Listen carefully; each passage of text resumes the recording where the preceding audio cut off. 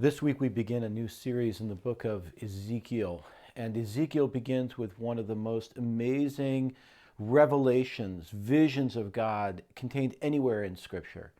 To understand how powerful this whole thing was, we have to first understand where Ezekiel was. Ezekiel was not in Jerusalem where the temple of God was. He was in exile. He was one of the first generation of people who had been carried into exile by the Babylonians, and he was part of a conquered people. When the book of Ezekiel opens up, it gives a very specific time. We can date the time. We can date the day that Ezekiel got this vision. I think it's probably around July 31st in the year 568. And Ezekiel is sitting by the river Kebar, and it is there that the heavens are opened and he saw visions of God. He goes on to date this time by saying it was in the 30th year. And that's hard to put together until we realize that probably what Ezekiel is saying is that it was his 30th year. And the reason he might be giving this date is it may have been his birthday, or at least close to his birthday. So Ezekiel is a young man who at 30 was supposed to step into his career. His career was supposed to be as a priest of God, ministering in the temple. But that's not where Ezekiel was. He wasn't anywhere near the temple, and he was never going to see the temple. He had been raised to be a priest serving near God in the temple, and instead his nation had been conquered and he had been carried off to a foreign land where they spoke a different language, where they worshiped different things, and he was alone, far excluded from God. And so while he's there and sitting by this river, he sees a vision. This vision has perplexed people for years. It's obvious when you read Ezekiel chapter 1 that the language is being stretched to the breaking point. The visions don't seem to make a lot of sense. They're picturing something which is almost impossible to visualize. But when you sort it all out, there's something here for us to realize about God's work in our life and his call on us. It says, Ezekiel saw a windstorm coming out of the north, an immense cloud flashing with bright lights and surrounded by brilliant light. So you picture a storm cloud coming over the horizon, and there's thunder and lightning flashing in it. It's illuminated from within. And as he gets closer, he realizes this is not a storm cloud. This is a brilliantly lit vision of God. And what he sees first is God's throne. He sees, in a sense, the chair that God would be riding in. There are 4 living creatures. He calls them living creatures. They're like angels, but it's hard to describe what they really are. They've got 4 sets of wings. With 2 wings, they're reaching out like this. And with 2 wings, they're covering themselves. The 4 are all standing in a square so that their wings touch each other and go down. And their face has 4 different creatures in the face. Their body, obviously, is the body of like a flying creature, like an eagle, but their legs are bovine. In other words, their legs kind of go down to almost like hooves. I know, bizarre, right? But this is what he sees. In effect, what happens is because the 4 living creatures are reaching out with their wings like this, they make a square. And each of the living creatures has 4 faces. It has a human face, it has the face of an eagle, it has the face of an ox, and it has the face of a lion. All 4 of them spinning around, I don't know.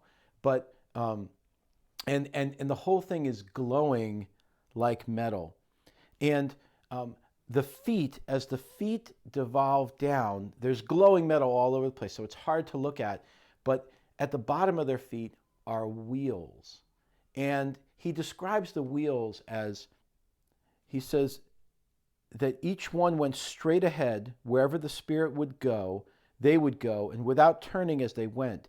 The appearance of the living creatures was like burning coals of fire or like torches. Fire moved back and forth among the creatures. It was bright, and lightning flashed. The creatures sped back and forth like flashed lightning. And then he goes on to describe the wheels. He says the wheels are like a wheel intersecting a wheel, and they're high, and they're illuminated, and they sparkle, and they're covered in eyes. None of this makes any sense. So what we think is, to Ezekiel, he's looking at a wheel intersecting a wheel. And that doesn't make a lot of sense to him, and it's covered in eyes. What he means is it's covered in jewels, eye-shaped jewels, so the wheels sparkle. What he means by a wheel intersecting a wheel is that it's like an office chair that has a caster where it can roll in any direction. Okay? So you've got wheels, and they can roll in any direction. You've got these living creatures covering themselves with wings. They've got 4 faces in each one of these, and the whole thing is glowing. And when it rises up, the wheels don't spin. It just rises up and moves. There's a sound of beating wings, but there aren't any. He doesn't see any beating wings. The thing seems to be moving by a spirit that is within it.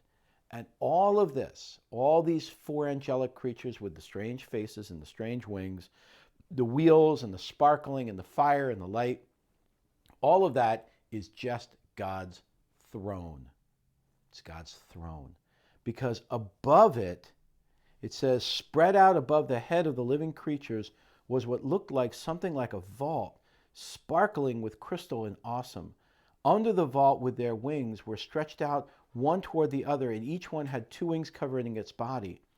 And then there came a voice from above the vault over the head as they stood with lowered wings.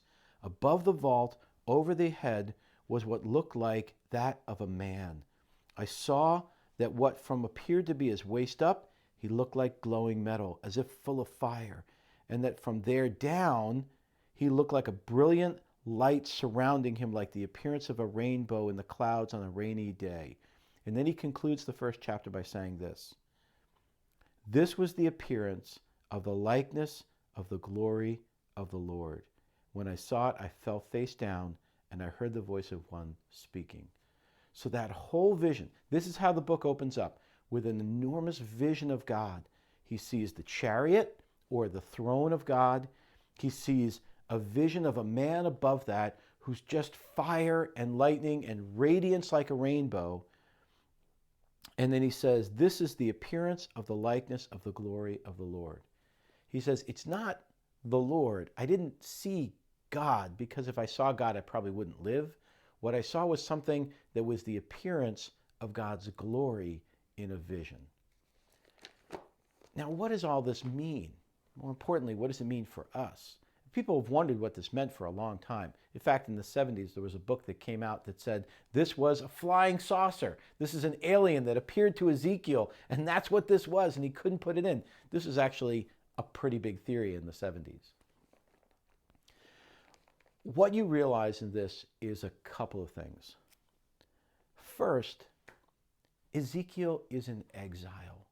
He is separated from God's presence.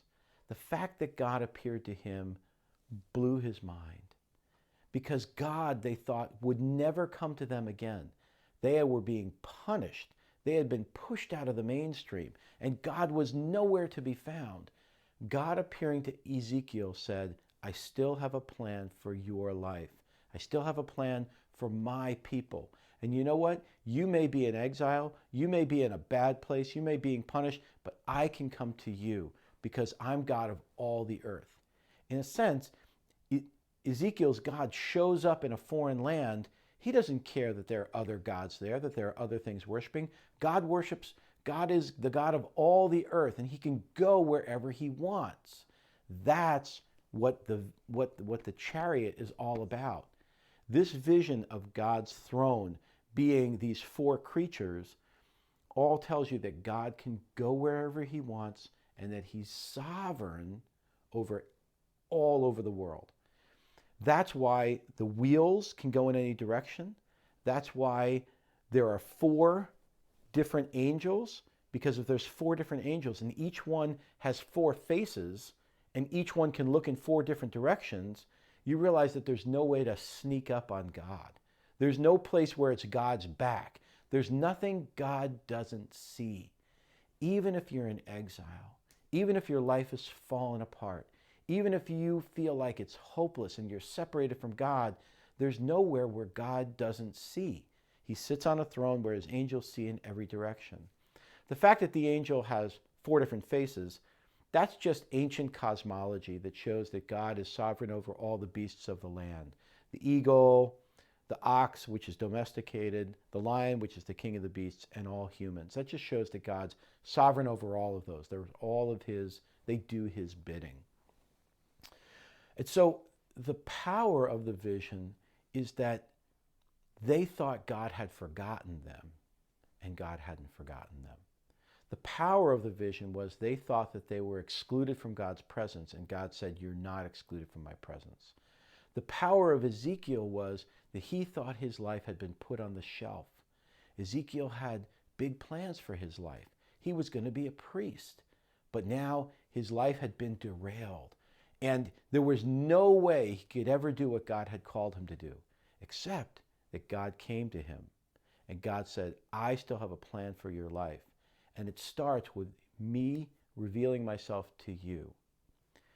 That's always the way it is. If you're really going to do something for God, you can't really find your calling until you know who God is. Ezekiel needed to know that God was the God of all the earth, that he is sovereign over everything, and that he had a plan for Ezekiel's life. Well, in Ezekiel chapter 2, he moves from the vision of that to his call on Ezekiel. And he says to them, "Ezekiel, you will be my prophet. I know you thought you'd be a priest, but you're going to be my prophet." And he says, "You must speak my words to them, whether they listen or fail to listen, for they are rebellious. But you, son of man, listen to what I say. Do not rebel like that rebellious people. Open your mouth and eat what I give you." And then there's this amazing scene in verse 9 where it says, "I looked and I saw a hand stretched out to me, and in it was a scroll, which he unrolled before me. On both sides of it were written words of lament and mourning and woe. And he said, 'Son of man, eat what is before you. Eat this scroll. And then go and speak to my people.' So I opened my mouth, and he gave me the scroll to eat. And then he said, 'Son of man, eat the scroll I'm giving you. Fill your stomach with it.' So I ate, and it tasted as sweet as honey in my mouth. And then he said, 'Son of man, go now to the people of Israel and speak my words to them. You are not being sent to a people of obscure speech and strange language, but to a people of Israel, not to many people of obscure speech and strange language whose words you cannot understand.' And he says, 'Go and be my spokesman.' Then the Spirit lifted me up, and I heard behind me the sound of rumbling, and the glory of the Lord rose from the place where it was standing. It was the sound of wings of the living creatures brushing against each other, and the sound of the wheels behind them, a loud rumbling. The Spirit lifted me up, took me away, and I went in bitterness and in anger of my spirit, and with the strong hand of the Lord on me. I came to the exiles who lived near Tel Aviv, near the Kebar River, and there, where they were living, I sat among them for 7 days, deeply distressed." So God comes to Ezekiel and says, "I have a plan for your life. You are going to be my spokesman. I'm not done with my people. I know that they think that I can't see them, but I see all things. I know, Ezekiel, you thought you had no future, but I have a plan for your life. You're not going to be a priest, you're going to be a prophet.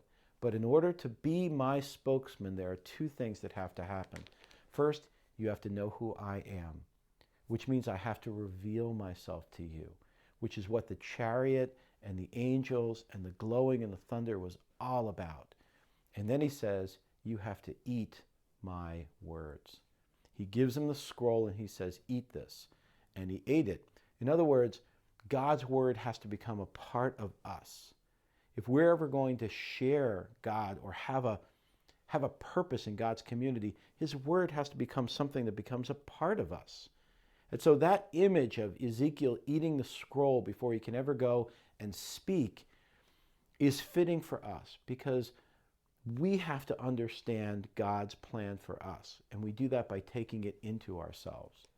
In a sense, we can't go and speak for God. We can't go and serve God. We can't even find our purpose for God until we know who God is and we take into ourselves what he is giving to us. What we know is that God has given us salvation in Jesus Christ. And receiving Jesus is a little bit like eating the scroll, because I can't eat the scroll for you. You've got to eat the scroll for yourself, which means you've got to understand how God has revealed himself to you, and you've got to take that into yourself. You've got to repent of your own sins. You've got to confess your need. You've got to receive the forgiveness of Jesus Christ for yourself. And then when that becomes a part of you, not just something that you hear about, but something that you take into your life, when that becomes you, now you're ready to hear God's assignment for your life. So the revelation of Ezekiel is powerful in a lot of ways, and it has a lot of relevance for us. One thing that you can think about as you study this passage is God went out of his way to reveal himself to Ezekiel in a way that Ezekiel could understand. The symbolism of the four animals made sense because of Ezekiel's culture. The throne made sense because in his day, kings were transported by animals or humans who carried the king on their shoulders in a seat in a throne. This was a throne that was being carried, but it was being carried by angels. And the people who were carrying it could see in every direction. God was so glorious that he couldn't be looked upon. Any king worth his salt in the ancient days would be glorious. He would be glittering. He'd be wearing gold, all of those things. All of this symbolism made sense to Ezekiel. It's the way God revealed himself. It's worth thinking, if God were to reveal himself as the most powerful being in the world, as the God who's sovereign over all things, as the God who is good and holy, how would he do that to you and I today? What symbolism would he use? He probably wouldn't use an angel with intersecting wheels filled with jewels. That doesn't make any sense to us. What would he use? That can be a fruitful discussion in your own small group. In the same way, do we have a fresh vision of God's holiness? Is another question to ask. Also, have you ever been in a place where you felt like you're too far away from God for God to use you? Have you ever been in a place where you felt like God can't see me here, or God has forgotten about me, or I'm excluded from God's presence?